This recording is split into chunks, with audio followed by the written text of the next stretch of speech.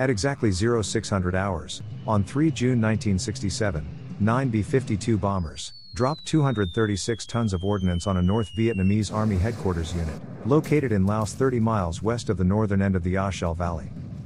At 0700 hours, an elite commando strike company from the Top Secret Studies and Observations Group was inserted into the area.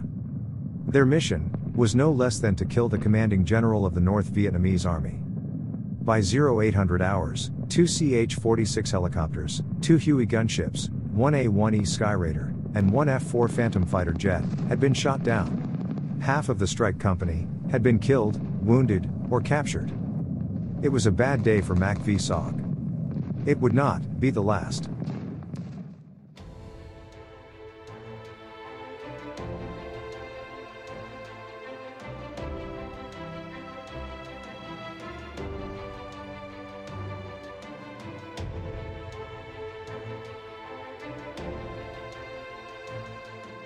During the Vietnam War, a small contingent of Army Green Berets, assigned to the highly classified and deceptively named Studies and Observations Group, suffered the highest sustained casualty rate of any American unit since the Civil War.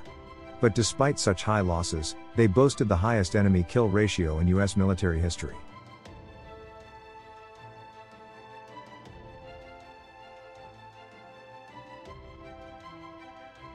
In late 1965 and early 1966, enemy pressure had forced the closing of the Special Forces camps in the A Shell Valley.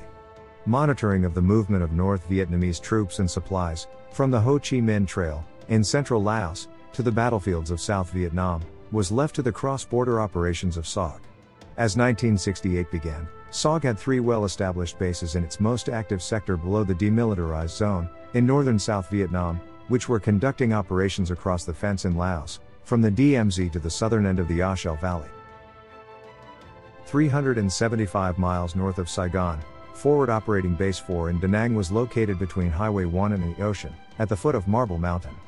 It was the largest of the northern bases, containing an administrative building, supply and maintenance facilities and a large semi-underground tactical operations center. It maintained its own fighting forces and provided logistical support, but not operational control for the northern FOBs. Part of the Da Nang Defense Command, it was bordered on the north by a POW camp and a Marine mechanized unit to the south. Internal security was minimal. 50 miles north, alongside Highway 1, was Forward Operating Base 1 in Phu Bai, a little less than 10 miles below the ancient imperial city of Hue. Administrative facilities were minimal. It existed to support its internal fighting forces, which consisted of recon teams made up of U.S. Special Forces and primarily Chinese Nong mercenaries, and a Hatchet Force mobile strike company of Cambodian mercenaries commanded by Special Forces. By 1968, FOB-1 was consistently running more cross-border operations than any other FOB.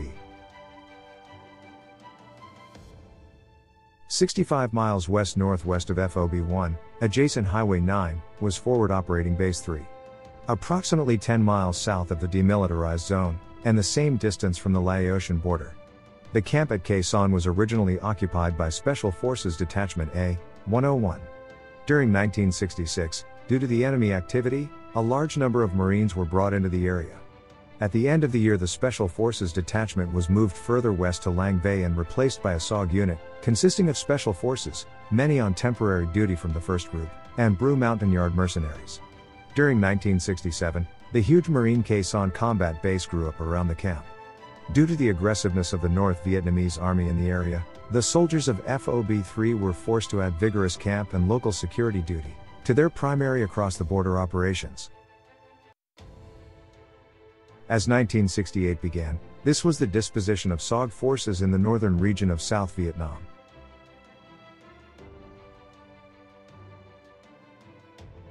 On January 30, 1968, during the Lunar New Year truce, the Viet Cong launched simultaneous attacks on over 100 South Vietnamese cities and towns.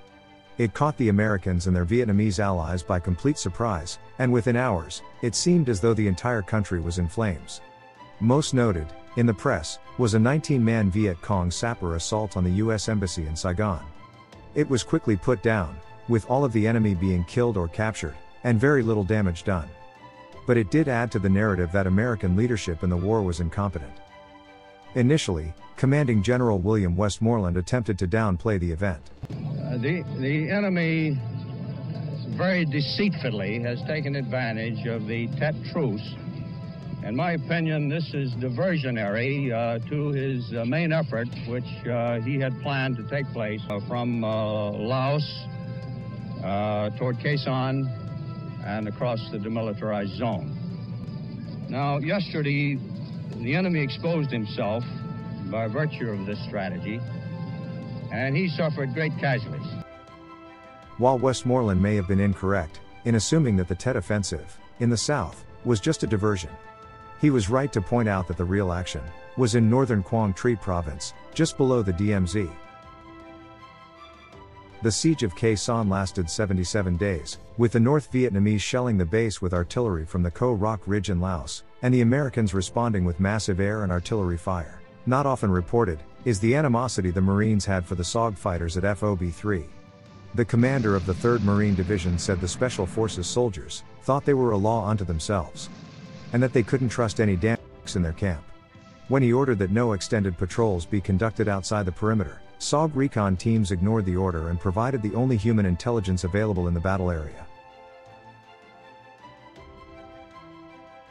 During the early morning hours of January 31st, combined units of the North Vietnamese Army and Viet Cong attacked the city of Hue, located 10 kilometers north of the SOG base at FOB-1. Leading to the most vicious street-to-street fighting of the Vietnam War. Because of the historical significance of the city, the Americans and their Vietnamese allies initially attempted to clear the city without the use of air power. However, this proved impossible and the city was heavily damaged. During the month of fighting, over 5,000 civilians were killed, 2,000 of them being executed by the Viet Cong.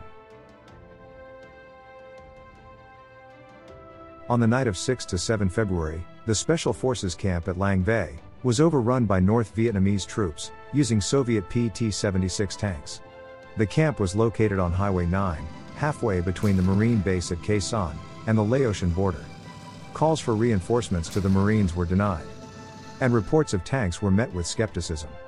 Over half of the American and Bru Montagnard fighters were killed or captured. Despite the success at Lang Vay, in Hanoi, Ho Chi Minh and his generals were despondent. They had assumed that the attacks would result in a popular uprising in the south, and instead they had caused the decimation of their Viet Cong allies. However, on February 27, they received a victory greater than anything they could have possibly achieved on the battlefield. CBS journalist Walter Cronkite, the most trusted man in America, hosted a prime-time special and gave this assessment of the war. For it seems now more certain than ever that the bloody experience of Vietnam is to end in a stalemate. But it is increasingly clear to this reporter that the only rational way out then will be to negotiate, not as victors, but as an honorable people. Cronkite's words would shape American public opinion for the remainder of the war. Now that the Tet Offensive was viewed in Washington as a total fiasco, rather than the victory that it was, American generals started finger-pointing and blame-shifting. As in most large organizations, it rolls downhill in the U.S. military. This time it landed on a full-bird colonel named John Singlab, also known as Chief SOG. SOG, it was decided, was the tripwire, tasked with alerting the command to future North Vietnamese attacks in the south. There was great pressure from Mr. McNamara directly for us to increase the number of those teams. We were losing far more men than I felt was worthwhile. This pressure would result in the devastating casualties SOG operators and infiltrators would absorb throughout the remainder of the war. As the siege of Khe Sanh came to an end, FOB-3 was disbanded. The Special Forces and Bru mercenaries from the unit moved 18 miles east to the Kua Valley, near the village of My Loc, and constructed a launch site for FOB-1. Conditions were Spartan. The living facilities resembled a well-armed homeless encampment. Between missions across the fence, the troops alternated between digging trenches and patrolling the area, which was far from secure. Enemy contact was common. Many spent more nights sleeping on the ground, outside the camp, than they did in their tents. This constant activity greatly increased the lethality of the unit. As one SOG operator put it, "There's nothing to do here, so you might as well go out and try to shoot somebody." Moving into 1968, SOG had higher demands for ground operators, and the mission pace accelerated. At the same time, word of SOG casualties, especially among senior NCOs, had reached Fort Bragg. Few knew what SOG actually did, but, when the question was asked, the answer was always, they get people killed. SOG was a voluntary organization. During its early years, it had prided itself on being able to draw from the best of the best Special Forces soldiers. Now, they were reluctant, and SOG began filling its ranks with recent specialty school graduates, and even those who had only completed the Q course. Young lieutenants were simply assigned. One advantage these new Special Forces soldiers had, was that enough information had come back from Vietnam, that they had received training on the Laotian infiltration routes. A trip down the Ho Chi Minh Trail was a months-long journey of misery, hauling supplies over rugged mountain jungle, aided by forced labor, and being constantly terrorized by American airstrikes. Security for the trail was provided by poorly equipped rear echelon troops. For those who volunteered for SOG, and those who were pushed, the first step was to spend a few days at the 5th Special Forces Group headquarters, in Nha Trang. There, they went through an orientation course, and got acquainted with the anti-malaria pill. Then for those headed to FOB-1, it was off to enjoy an interesting evening of alcohol, and perhaps sex at SOG's safe house in Da Nang. The next day they flew to Phu Bai. They entered the gates, and were soon briefed on the covert world of SOG. It was a moment none of them would ever forget. Some recall a curtain being dramatically pulled from a map, revealing their target areas in Laos. Others say they were just told, matter-of-factly, about their missions. All agreed on the emphasis on secrecy, to the point of threats of prison, if they revealed anything about their operations. They were told they would carry nothing across the fence that would identify them as Americans, and that if they were killed or captured, the government would deny their existence. Then they were reassured, that if they were in trouble, they could radio for a prairie fire emergency, and SOG would turn over heaven and earth, to rescue them. Finally, they were asked to sign security agreements. The new arrivals at FOB-1 were assigned to either a recon team or a hatchet force platoon. A perfect mission, for a recon team, was to be covertly inserted by helicopter somewhere along the Ho Chi Minh Trail. Move into position to observe and record the enemy's activities for a few days, and then exfiltrate the area without ever being detected. A hatchet force's job, on the other hand, was to move to an enemy target, and quickly destroy it with overwhelming firepower and air power. Then withdraw before the enemy could organize his forces to counter. The new recruits would learn, that few of their missions would go as planned. By definition, soldiers wear standard uniforms. Not so in SOG. The recruits may not have had combat experience, but at least they could look the part. For most, the first days in SOG were spent choosing and organizing equipment. For others, this process seemed to go on for months. Headgear choices were made between floppy bush hats and green triangle bandages rolled into bandanas. As for uniforms, most chose standard unmarked Army jungle fatigues. However, some favored tiger fatigues, which had a tendency to rip out in the crotch after a few days in the field. But they were good camouflage, and besides they looked very cool. At the extreme, some wore Viet Cong black pajamas, while others went with mission-specific NVA uniforms. In the early years, SOG soldiers carried foreign weapons across the fence, in order to maintain deniability. Swedish K9mm submachine guns, and Soviet AK-47s were common. Some even carried the Russian RPD drum-fed machine gun. By 1967, the enemy had captured enough M16s, that they were common in their ranks. So the use of foreign weapons was no longer necessary. The Army purchased 500 CAR-15 rifles from Colt, specifically for SOG. In 1968, the CAR-15 became the signature weapon of SOG fighters. Every new SOG operator started at the bottom, regardless of rank. And, at the bottom, was the man who carried the radio. Depending on the mission schedule, and the readiness of the team, a new team member may have been able to spend some time getting acquainted, and practicing immediate action drills. But often it was a case of, here is the radio. There is the helicopter. For the new soldiers, this was not a game of dress-up anymore. Things had changed in the rugged mountains of Laos. That became obvious shortly after insertion.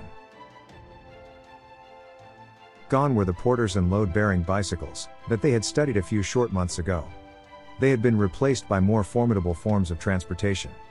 Hundreds of trucks moved over the trail each day. Due to the effectiveness of previous SOG missions, the enemy had drastically upgraded security, replacing rear echelon troops with frontline infantry, charged with hunting down and killing SOG units. They were very good at their job. Every SOG soldier had a feeling of relief the moment they were secure in the exfiltration helicopter. But the risk was not over, just out of their hands. Much of the trail bristled with anti-aircraft guns. Imagine sitting in the door of a helicopter, legs hanging out and watching flak explode in the air. Flak, like something out of a World War II movie. None of their instructors at Bragg had bothered to mention this. From 1964 to 1968, the majority of soldiers, killed from the FOBs, held the rank of E7. The Sergeant First Class was the backbone of Special Forces. It took years of training and experience to develop these valuable soldiers. What had only been whispered was now being asked out loud. Was it worth it to send E7s to SOG, only to get them killed? At 5th Special Forces Group Headquarters, the answer was clearly no. As the senior ground operators' tours ended in 1968, few were replaced. The young Special Forces soldiers took over the teams. Much would be asked of them. And they would pay a price unheard of in the annals of Special Forces. The next 12 months would be by far the bloodiest in SOG's history. All would be wounded. Most more than once. Half would be killed, or go missing in action. This is their story.